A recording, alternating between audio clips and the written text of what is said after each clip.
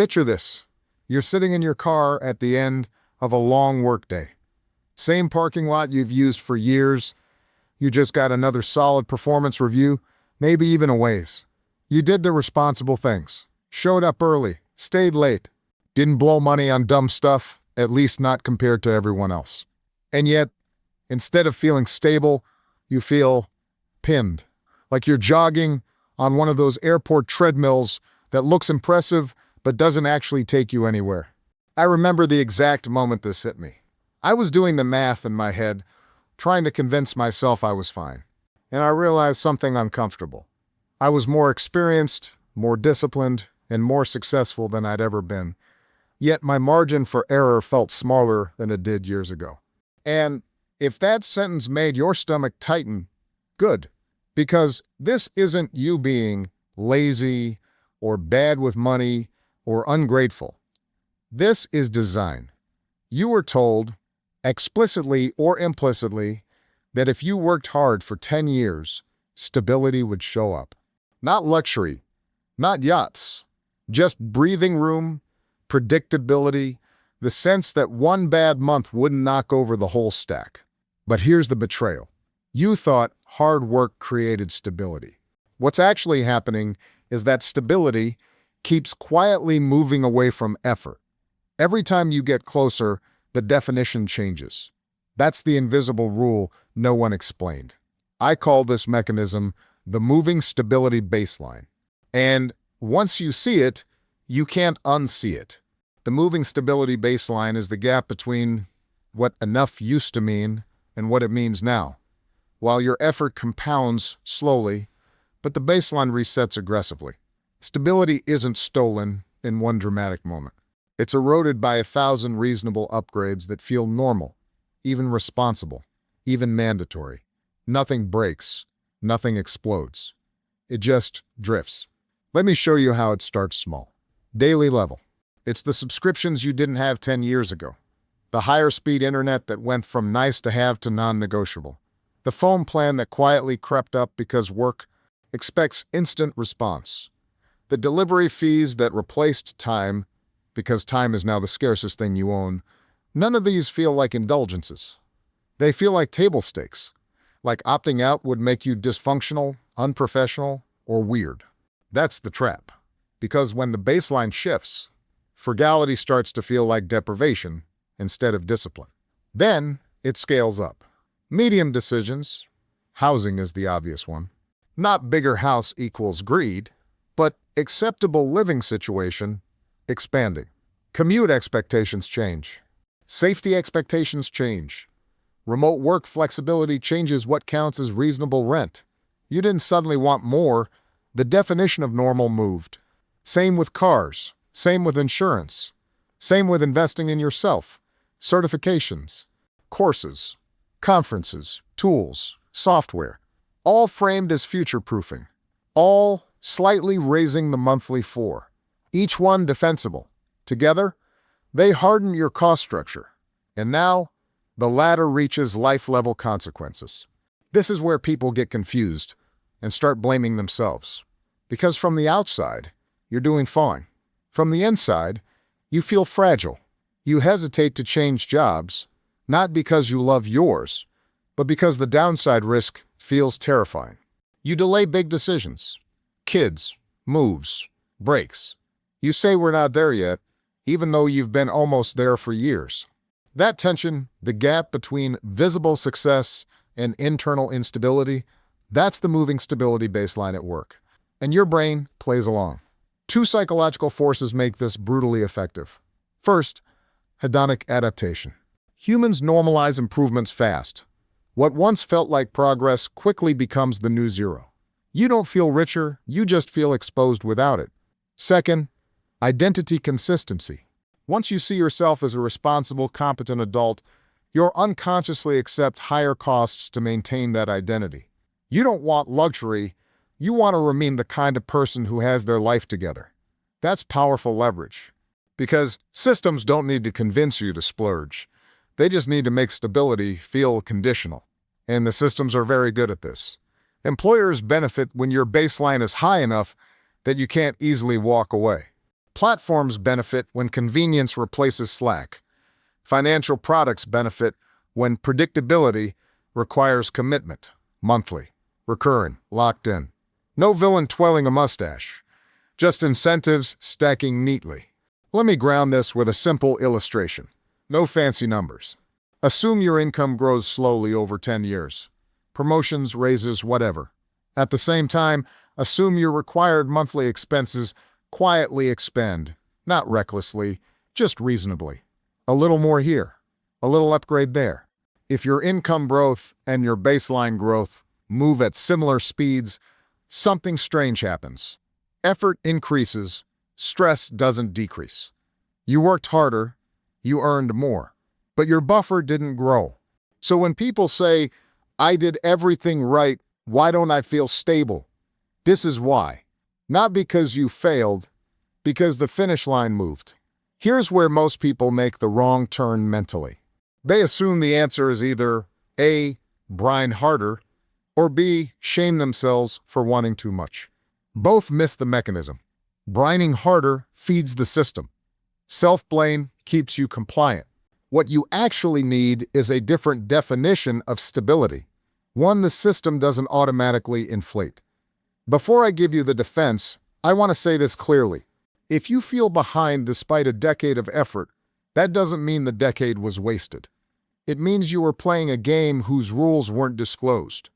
And once rules are visible, strategy changes. In the next stretch, I'm going to walk through the specific mistakes people make when they assume hard work guarantees stability, and then I'll give you a practical playbook to stop the baseline from creeping without you noticing. No guilt. No austerity cosplay. Just control. Because stability isn't about earning more forever. It's about deciding what stops expanding. Here's where people usually misdiagnose the problem. They zoom in on tactics, budget apps, side hustles, negotiating salaries harder, cutting lattes, optimizing to death. And those things can help at the margins, but they don't touch the core issue if the baseline itself is still drifting. So let me say this bluntly. Most stability problems are not income problems. They're definition problems. And that shows up in a predictable set of mistakes. I'm going to say these out loud because you've probably made at least a few of them. I have too. Mistake 1, assuming stability is a future reward. I'll feel stable once I hit X. Higher salary. Next promotion. After the move. After the loan is paid down. Stability gets postponed instead of engineered. And because the baseline keeps moving, later never arrives. Mistake 2, confusing professionalism with permanence. We absorb the idea that looking put together requires certain expenses, certain tools, certain locations, certain responsiveness. But many of those are context-driven, not universal. We inherit them without questioning whether they're actually buying us security or just signaling competence. Mistake 3, letting convenience replace slack. Anything that saves time feels rational when you're busy, but time saving almost always costs recurring money. Over years, you don't just lose cash, you lose optionality. You become efficient, but brittle. Mistake 4, upgrading reactively. You don't choose higher costs, they're chosen for you. A landlord raises rent. A job expects a better setup. A city gets more expensive. Each response is reasonable. The pattern is invisible. Mistake 5, treating anxiety as a personal flaw instead of a system signal. You feel on edge and assume something is wrong with you. In reality, chronic low-margin living produces anxiety. The system benefits when you internalize that as motivation instead of feedback. Mistake 6, assuming discipline alone will save you. Discipline matters, but discipline without boundary setting just fuels expansion. You become the reliable engine that absorbs instability instead of escaping it. None of these make you irresponsible. They make you normal.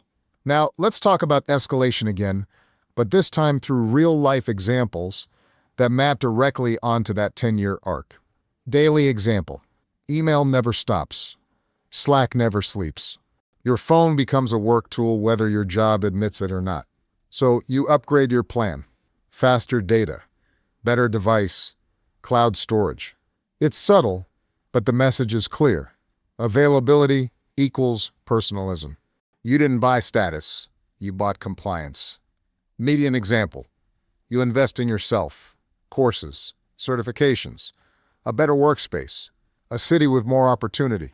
Each one framed as a smart long-term move. And often, individually they are.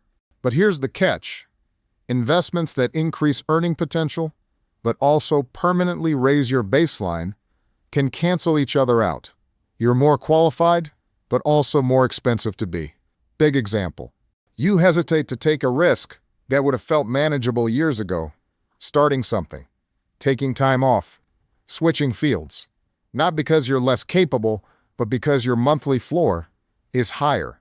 That's the quiet cost no one warns you about. Now let's pull the camera back and talk incentives, because this doesn't persist by accident. Modern systems don't need you broke. They need you predictable. Employers benefit when your lifestyle requires steady income. Platforms benefit when your habits are recurring. Financial products benefit when your obligations are long-term. Cities benefit when mobility decreases. Stability in this environment is redefined as can you keep going, not can you stop if you need to. And that's why this design sticks, because it rewards motion, not margin.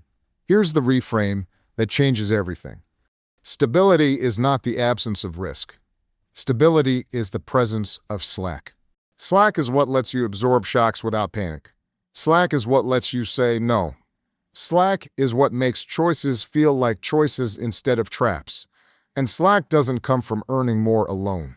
It comes from freezing parts of the baseline. So let's get practical. This is the defense playbook. Not theory, not vibes, actual rules you can apply. Rule 1.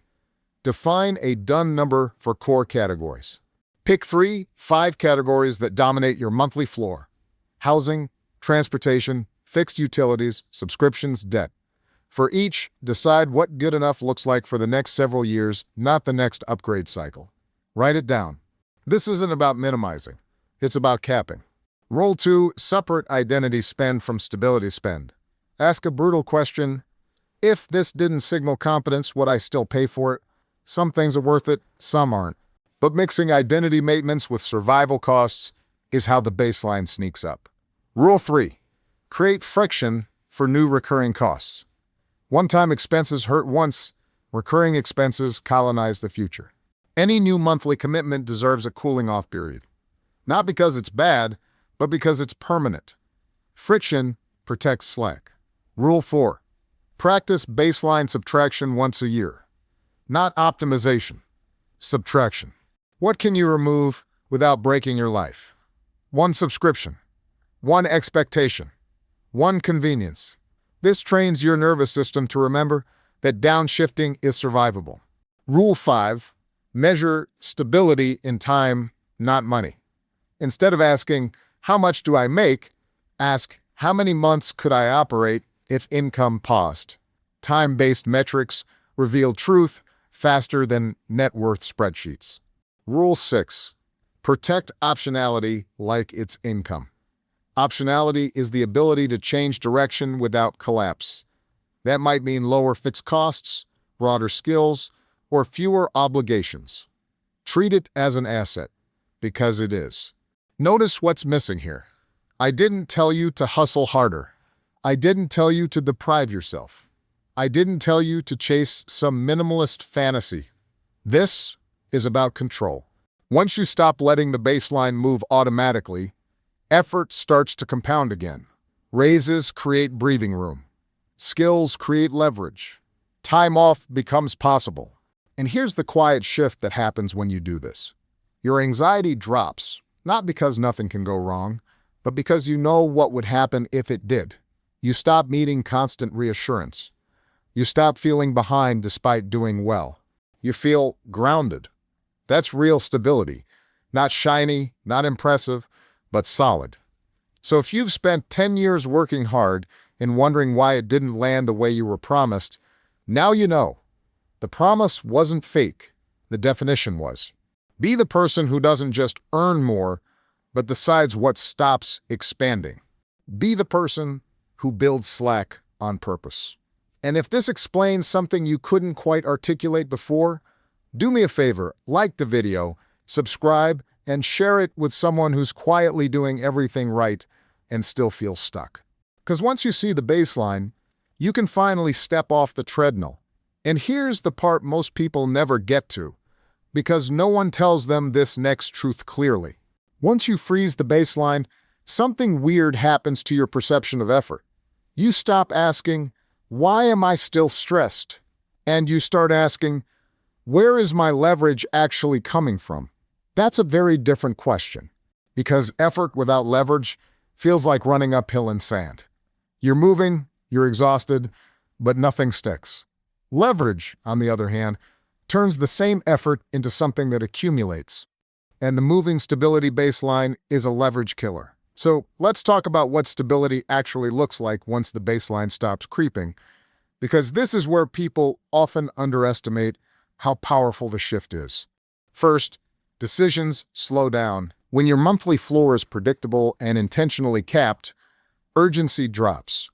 You don't feel forced to say yes just to keep things running. You can rate, compare, decline. That alone changes outcomes more than most productivity hacks ever will. Second, risk becomes optional instead of terrifying. This is important. I'm not talking about reckless risk. I'm talking about voluntary risk.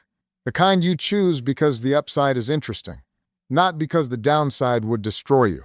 When your baseline is low enough to breathe, risk becomes a tool instead of a threat. Third, time reappears. Not because you suddenly have fewer responsibilities, but because fewer things are screaming for maintenance. Fewer subscriptions to manage, fewer upgrades to research, fewer shoulds draining attention. It's recovered from systems that were quietly taxing it. Now, let me address the uncomfortable objection that always comes up at this point. But isn't this just lowering your standards? No. Lowering standards is accepting less of what matters. This is about lowering exposure to things that don't matter as much as we pretend they do. There's a difference between quality and escalation, between sufficiency and excess, between choice and default. The system blurs those lines on purpose. And that's why this final piece matters more than tactics. You have to change how you evaluate progress. Most people still measure success with outdated yardsticks. Salary numbers, titles, visible upgrades. Those metrics made sense when stability was cheap and linear. They don't capture reality anymore. So here's a better way to evaluate whether the last 10 years actually worked, even if it didn't feel like it. Ask yourself, is my life easier to maintain than it was 5 years ago? Do I need less external validation to feel secure? Can I absorb a disruption without immediately panicking? Do I have at least one real option if my current path collapses? If those answers are trending up, you're closer to stability than you think. If they're not, the answer isn't more grind, it's more boundary. Let me give you one more practical lens you can use starting today. I call it the stability stress test. Anytime you consider a change, new job, new city, new expense, new commitment, run it through 3 questions. Does this permanently raise my monthly floor? If yes, does it also permanently increase my leverage or optionality? If things went sideways, would this make recovery easier or harder? You don't need perfect answers. You just need to ask. Most baseline creep happens when those questions are skipped entirely. And here's the part that surprises people the most once they start doing this. You don't become smaller. You become sharper. Your yes carries more weight because it's rare. Your no becomes cleaner. People feel it. Systems respond to it. Opportunities start to come from alignment instead of desperation. That's when effort starts compounding again. Not because the world got fair, but because you stopped subsidizing instability with your nervous system. Now I want to say something directly to the person who's quietly thinking, I wish I'd known this earlier. You weren't late. You were operating under the rules you were given. 10 years of hard work didn't fail you. It trained you. It gave you skills, endurance, judgment. What it didn't give you was permission to stop expanding. That permission doesn't come from the system. It comes from you. Stability isn't a finish line you reach someday. It's a posture you choose and defend. It's saying, this is enough for now, and I'm not apologizing for that. And when you do that, something subtle but powerful happens to your identity. You stop seeing yourself as someone who's constantly catching up. You start seeing yourself as someone who is deliberate. Be the person who understands invisible rules and opts out when they stop serving you. Be the person who values slack as much as status. Be the person who works hard and decides what their hard work is actually for. If this video put language to something you felt for a long time, hit like. Subscribe if you want more breakdowns of the invisible systems shaping money, behavior, and decisions. And share this with someone who's been quietly doing everything right and wondering why it still feels hard. Because once you name the mechanism, you're no longer trapped inside it. You're playing a different game.